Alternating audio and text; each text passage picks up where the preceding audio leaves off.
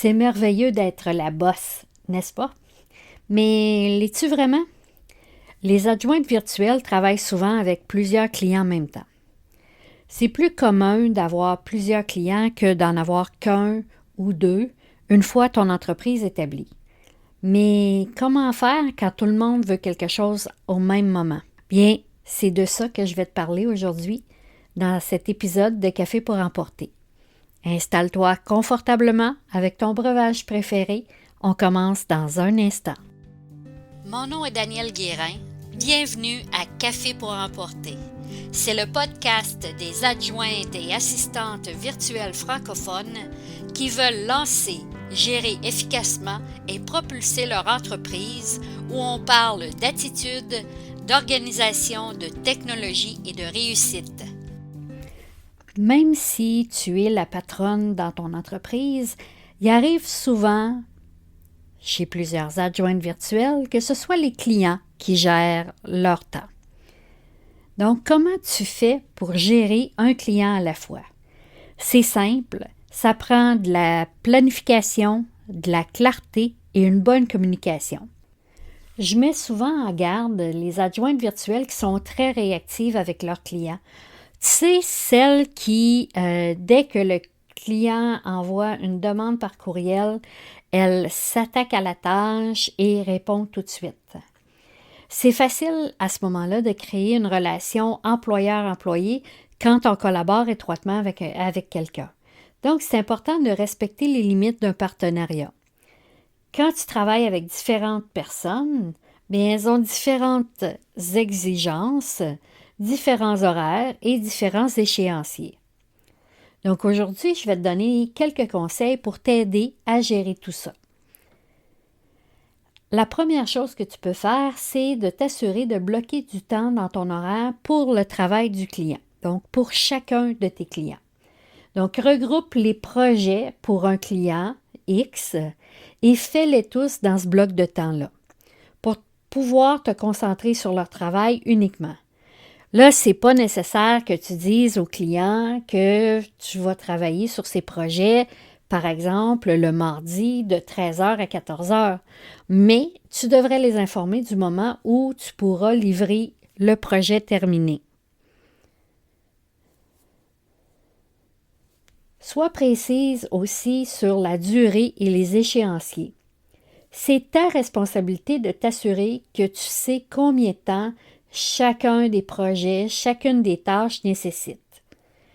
Et ça, même si tu ne factures pas à l'heure, même si tu as des forfaits mensuels, tu dois savoir combien de temps ça te prend. Même si tu ne le dis pas au client, pour ta propre gestion d'horaire, tu dois le savoir. Et tu dois ensuite appliquer ce temps-là à tes échéanciers pour t'assurer que tu vas honorer les ententes que tu as avec tous tes clients. Si tu as un client qui t'envoie des demandes de dernière minute, bien ça peut affecter ton horaire pour tous les autres clients qui, eux, respectent tes échéanciers et ton horaire et tes limites. Planifie des réunions de production régulières. C'est important de communiquer avec tes clients au sujet des tâches habituelles que vous avez planifiées ensemble pour eux. Une courte réunion peut aider à clarifier les détails de la semaine à venir et tout le monde va être sur la même page, va être au diapason. Et là, les réunions, c'est pas obligatoire. Là, je donne l'exemple d'une réunion par semaine. Au début, ça peut être le cas, surtout quand on commence une collaboration. On ne connaît pas trop l'entreprise de notre client parce qu'il y a toujours une courbe d'apprentissage. Même si on a beaucoup d'expérience, il y a une courbe d'apprentissage le temps qu'on s'adapte au client. Donc, les réunions peuvent servir à ça, servir à mettre les choses en ordre, créer des processus, des procédures avec le client, créer une habitude de travail et une bonne collaboration.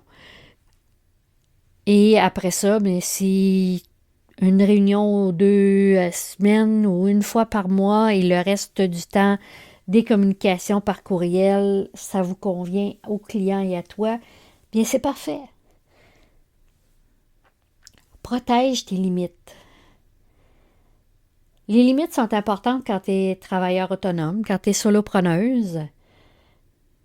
Tu veux t'assurer que tous ceux qui t'entourent, même toi, respectent ces limites pour que tu puisses accomplir ce qui doit être accompli quand ça doit être fait. Si tu es comme moi, ton temps est précieux et tu veux le maximiser. Assure-toi donc d'avoir des limites claires quant à ton délai de livraison, tes échéanciers, les appels, les textos et tout autre aspect et respecte-les. Autrement dit, si le client a ton numéro de téléphone et qu'il t'envoie des textos en dehors des heures auxquelles vous vous êtes entendu, tu ne réponds pas. Et tu réponds au moment où tu es dans le créneau horaire que tu as dit que tu répondrais et tu communiques avec le client, tu recadres pour qu'il puisse respecter cette limite-là. Donc, juste en lui disant, mais je vous rappelle, monsieur, madame cliente, que mes heures de bureau sont de telle heure à telle heure. Donc, quand vous m'envoyez des textos en dehors de ces heures-là, bien, je n'y répondrai pas. Je vais vous répondre le lendemain.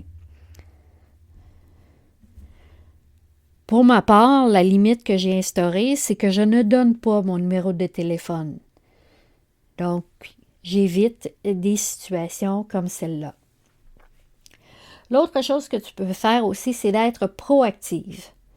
Donc, quand tu ne fais pas de travail pour des clients, mais tu devrais quand même penser un peu à tes clients.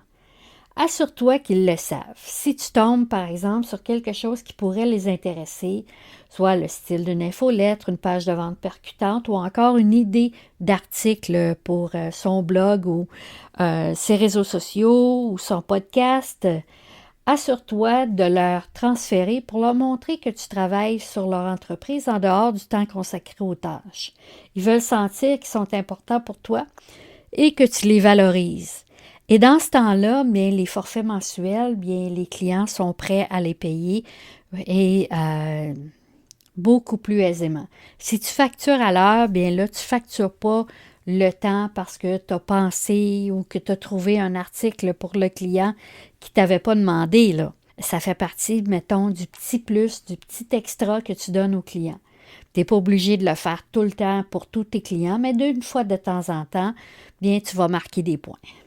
Si tu veux mettre en place des systèmes pour augmenter ta productivité, avoir des trucs sur comment gérer plusieurs clients, justement, de quoi ça a l'air dans un horaire, bien, j'ai le cours en ligne Augmente ta productivité et j'ai mis le lien sur la page avec l'enregistrement de cet épisode. Tu pourras aller voir ça et accéder aux cours et aux notes de ce cours-là. Donc, en résumé, une bonne communication, de la clarté et de la planification vont t'aider à avoir un horaire agréable et tu vas être en mesure de t'occuper de plusieurs clients heureux chaque jour, chaque semaine et évidemment, tu vas rendre la patronne, la vraie boss, toi, heureuse aussi. Alors, je te souhaite une belle journée. Je te dis à très bientôt.